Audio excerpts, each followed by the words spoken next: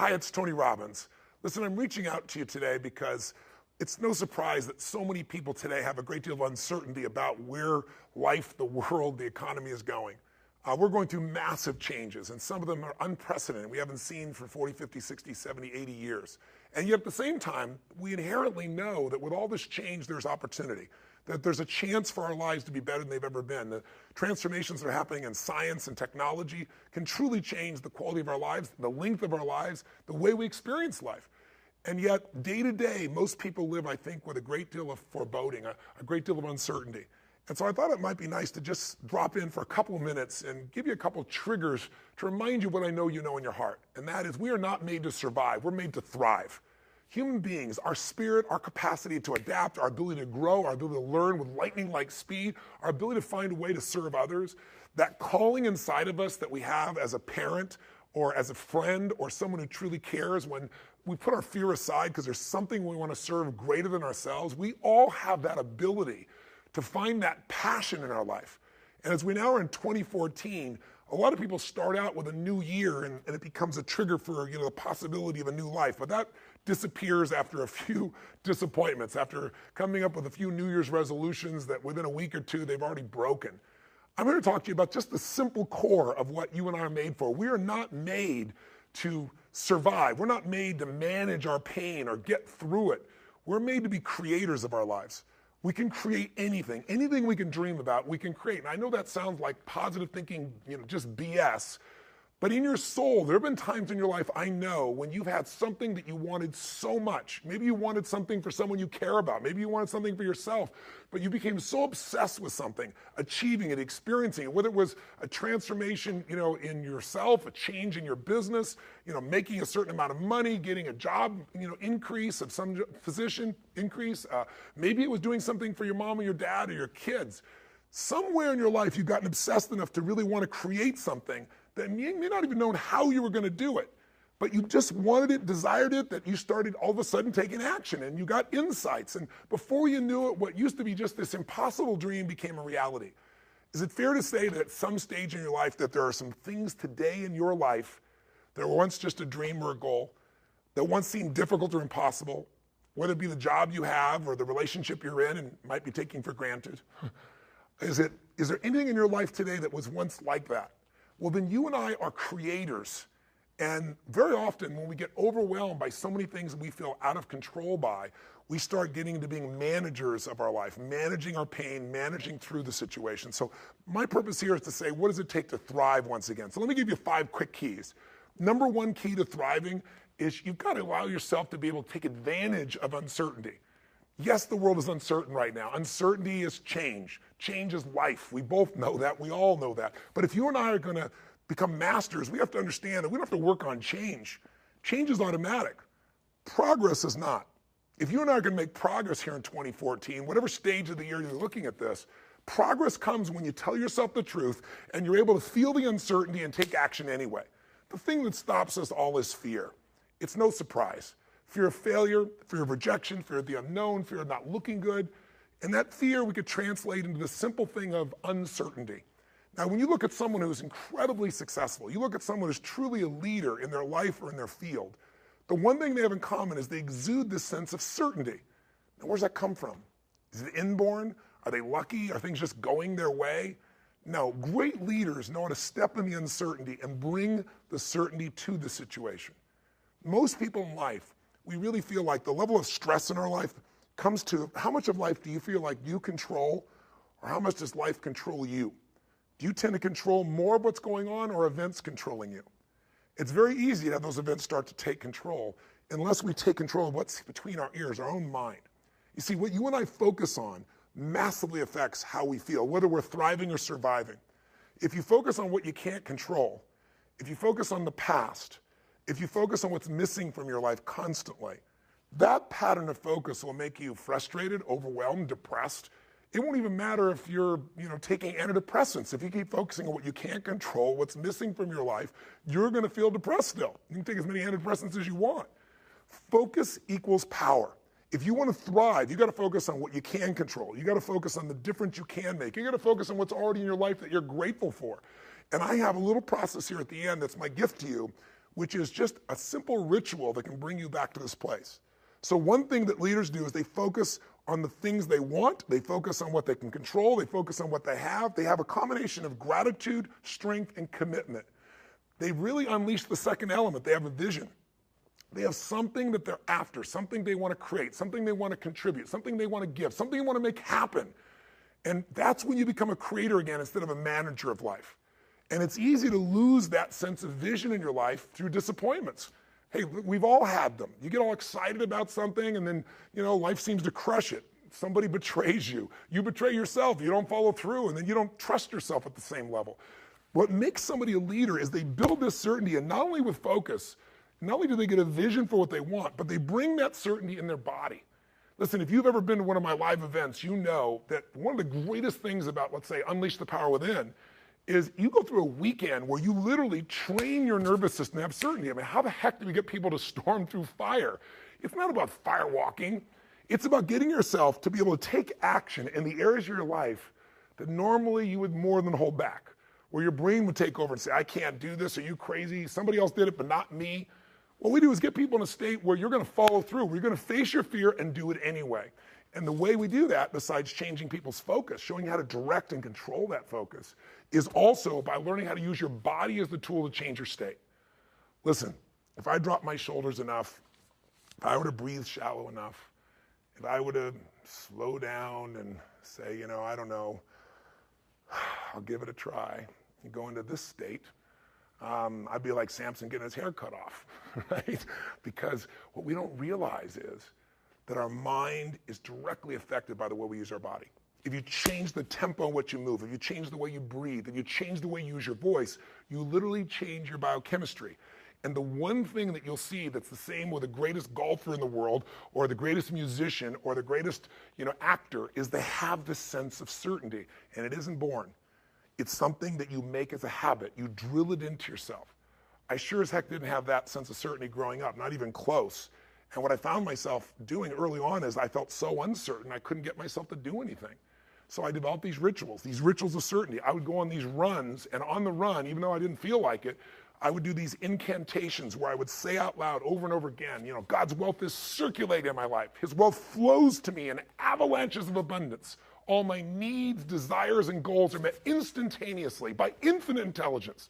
For I'm one with God, and God is everything. And I would say that over and over and over for 30 minutes. Just crazy. And I would envision it, God circulating, His wealth circulating my life, and I'd see the wealth of love and friendship and impact and growth and economics and all these things, physical fitness and aliveness. I'd see this wealth of abundance flowing, oceans of it, into my life as I went and did these things. If you envision something clearly enough and you bring certainty to it over and over again, if you engage your physical body in a simple ritual, it could be as little as 10 minutes a day. I call it my hour of power, or 15 minutes to be fulfilled. And all you do is you take 5 minutes, and in those first 5 minutes, you get yourself moving, and you get yourself in a state of certainty in the way you move and the way you breathe. You focus on what you're excited about in your life. You focus on what you want to create, what you want to bring to your children, what you want to bring to the world. And it changes your state. We all know what happens when you're out of state. When you're burnt out, when you're frustrated, when you're overwhelmed. You snap at people sometimes, feel bad about it. You didn't mean to. It's just the state you're in. So to thrive this year, take uncertainty and bring certainty to it. To thrive this year, get what I call a compelling future. Pick anything, a goal, a dream, a desire, something that excites you so much that you're going to feel yourself compelled to actually find a way to make it happen. You've done it before. You've gotten obsessed. You don't even know how you did it, but things happen and you got yourself to where you want to be. Let's make that happen this year, right now. Regardless if it's later in the year or the beginning of the year you're watching this, I made this so that hopefully I'd remind you of what you know, that you're made to thrive, not survive. What's the third element that makes somebody an effective leader, makes them a thriver, even when the environment is crazy? Well, they bring certainty to uncertainty. That's leadership skill by focus and physiology. By the way they move, by the way they breathe, by what they do. They bring that certainty because there's something they want so bad that it makes them overcome the fear. They focus on what they want to create, what they want to give, not, oh my God, what if I fail? But the third thing they do is they're decisive. Listen, nothing changes your life like decision. I mean real decision, though. Not where people go, well, I'll try, or I kind of decided I want to give this a shot. The word decision comes from incision in Latin, to cut off from. And when you make a decision, you cut off from any possibility except the thing you've committed to. As I always tell people, if you want to take the island, burn the boats. I mean, if you make a real decision, every bit of you is committed to something, it's amazing how life will move for the force of nature of a human being, man or woman, that says, this is how it will be. I don't know how I'm going to get it done, but I know this is what I'm going to do. I know why I'm going to do it. It was Martin Luther King who said, any man who hasn't figured out what he's willing to die for isn't fit to live. If you can find something you're so excited about, if you can find something that will drive you with that certainty, and you add to that decisiveness, you can change anything. You don't like your job, change it. You go, oh, but there's no jobs out there. Bull, right? Change it, start the job. Change who you are in the job where you are, and enjoy yourself. Change your perception, change your appreciation, change your gratitude, change your daily rituals so you start to enjoy things. Change what you notice. Change from trying to get something to trying to give something. The whole game will change. Decisiveness is the ability to make a decision even though you're uncertain once again. What keeps people from making a decision? Fear of failure. I remember I had a chance to get to know General Norman Schwarzkopf during the time in which he was commanding our forces, an amazing man. And he would step over there in Desert Storm, as they called it in those days, and he could command a guy that was just brilliant. You know, an officer who came out of, Harvard or background of Princeton, and he could take a kid from the inner city and just have that same command and connection with them. And I think part of what they respected about him is he respected everyone himself. He had this connection with people. But the other thing everybody respected was the man was decisive. And I asked him where he developed that decision-making capability, just the willingness to just make a decision and trust. And he said, Tony, I'll tell you where. I worked for this general when I was very young, and I was his assistant. And he said, I remember there was a research project that the Pentagon had worked on for that time. He said, if I remember right, like 5 years. And there were arguments. It was a very strategic decision for where the Defense Department was going to move towards in the future, how they were going to operate. And he said there were arguments for both sides. And for 5 years, they'd gone back and forth, and nothing was resolved. And they came to the general that he was serving at that time as the assistant. And they had a meeting, and the meeting lasted 1 hour. And at the end of the hour, the general stood up and said, do that. And he picked one of the two, and he did it with absolute certainty. And in the military, you salute, and you take your orders, and you go. He said, but Schwarzkopf said he was just curious, really curious, to know, how could he get up and make a decision like that? Because Schwarzkopf said, I was the one doing all the research, and there was loads and loads of research, and I know he hadn't read it all. And he said, it bothered me that he'd just make a decision like that without knowing everything he could possibly know. And so he said, Schwarzkopf said, I finally went to him and said, sir, permission to express myself freely. He said, permission granted. He said, sir, how could you make that decision? He said, there are reams and reams and reams of information. You had a 1 hour meeting, you heard 20 minutes of discussion for both sides, and you decided the entire direction where things are going to go for the armed services, for this part of the armed services. And he said, how could you possibly do that? You don't have all the information. He said, no one does. In fact, information is important to an extent, but ultimately action is what needs to be taken, and someone needs to decide. He goes, well, how do you know you made the right decision? He said, no one has made a decision, young man, in 5 years and half a decade. What I decided will be right, because either we'll put all our resources and we'll make it right, or if it's wrong, we'll discover that quicker than sitting on the fence for another 5 years, and we'll find out it's not right, and we'll change. Leadership is making decisions. If you're going to lead your own life, you got to make decisions. And what Schwarzkopf said is he realized, rule number one in life is, when put in charge, when put in command, take charge. Make the decision. If it's right or wrong, you're going to find out quicker than if you sit around. And the interesting thing is, the more you make decisions, the better you get. What makes somebody a leader? What makes somebody a leader is they're willing to make the decision other people won't make. They want to put themselves on the line, knowing that you're going to be wrong in some of those decisions, but you're going to find out quicker, and you can simply adapt and change your approach to still get where you want to go. Be decisive. Don't like your body? Change it. Don't like your relationship? Change it. Start by changing you. If you've changed you, it's still not right, then change it. But the way you make any change happen starts with a decision. All action, all results are mothered or fathered, if you would, by a decision. What's one small decision you can make right now that would take you in a direction you know you need to go? What's a big decision that might be really tough, But if you really made it, truthfully, it would take you on a new direction of your life, because whatever direction you head into will lead to an ultimate destination or destiny. When you know what's right, it's time. When you're still fearful, it's still time. You want to change your life? Decide. Decide something you're going to do. Decide something radical. Commit an act that moves you forward instead of thinking more, because we all can get caught up. I tell people, you get in your head, you're dead. The brain is a great thing to strategize with, but there's a point in which you got to get back in your heart and you got to put yourself on the line and do something. So if you're going to thrive this year, bring certainty to your decision making by just putting yourself in that state and trusting. Trust your creator, not just a manager of life. What do you have to do? Get a vision for what you want. What else? Decide. And step 4, real quick, act. There is no such thing as a decision without action. A real decision, you cut up things off and you make it happen. You do something. And I've always found in my life, never leave the sight of making a decision to something that's important without doing something in that moment that commits you to follow through. Take some action in that moment. Because otherwise, here's what happens. You get excited or something makes sense to you, you're passionate about it, and you go, I'm going to go do this. And then you go home and you get caught up in emails and phone calls and other people needing things from you. And the next thing you know, you're out of state and you don't follow through. Has it happened to you before? I can promise you if it hasn't, it will in the future. People that succeed, when an opportunity is there, they trust. They trust. If I'm going to thrive, this is here in my life for a purpose. Life isn't happening to me. Life is happening for me. And even this pain or challenge or this opportunity is something I'm going to find a way to make use of. I need to make a decision, and I need to do something right now to move things forward in the direction of what I really want for my life. Even if I don't know the final destination, I need to move in that direction. I need to take some form of action. Most people, they have all these visions. Maybe they start to make a little sort of decision, but they don't make a real decision because they don't act on it. And if you don't act on it, your ideas, your dreams will die in your mind. They'll die on your lips. And think about it. Most people in North America, around the world, the Western world, are they truly fit, strong, and healthy? Do they truly have a relationship that's totally passionate? Do they love their work? Are they economically free? The vast majority, you and I both know the answer is no. If you want to be like most people, then what you got to do is figure out how to survive. If you want to lead, you got to thrive.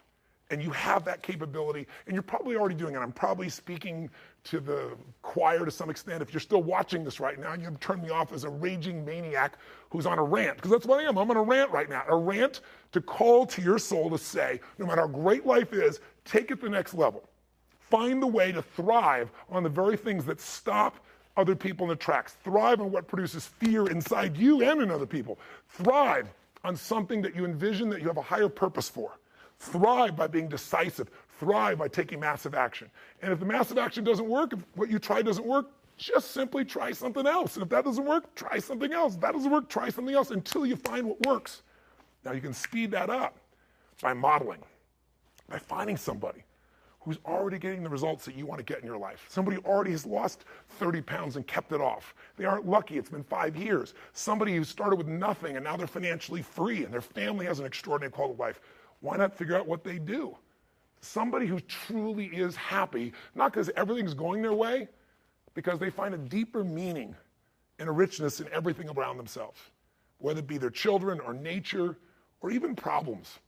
Because obviously, if we had no problems, we feel dead inside. Problems can either destroy you or call you to become more. If you look at the biggest challenges in your life, if you brought certainty to it, if you brought a vision beyond the problem, if you made some decision of what you're going to change, even if you didn't know how, and if you took immediate action with enough intensity, massive action, you probably found the cure-all. You probably found a way to adapt and get where you want to be. That's what thriving is really all about. But the ultimate thriving is not just breaking through and making things happen. The ultimate thriving for this year or any year of your life is to remember the secret to living is giving. It's to, as corny as that sounds, it's to connect to something bigger than yourself. And it can be done so easily. It can be done right there at home. Instead of running past your kids, looking at your phone, it's stopping, connecting. It's kissing your spouse in a way where those sparks happen, like when you first met, instead of how you doing and moving on. Most of us are moving so fast, trying to manage our lives, that we're not thriving. Thriving comes with depth. You're not going to find thriving in a friendship that happens in milliseconds online. Nothing wrong with it. It's great connection. But a depth of a real friendship is not your Facebook friend. It's not the same as being with somebody and actually having your full attention, not while you're monitoring what's going on your cell phone. Just the experience of being with somebody. But contributing your caring, contributing your interest, contributing in a simple way, finding some way to give love, attention, care, joy, or happiness to any human being. It doesn't have to be working in a soup kitchen, but that can be pretty wonderful too. Volunteering an hour in a month, an hour in a week can change a person's life. But it can be outside world. It can also be really on the inside world. If you want to thrive, then you got to remember life's not about me, it's about we. You already know it. It's in your soul. It doesn't matter what words I say. If I'm saying something that's BS, you can feel it. If I'm saying something's true, you can feel it in your heart and soul.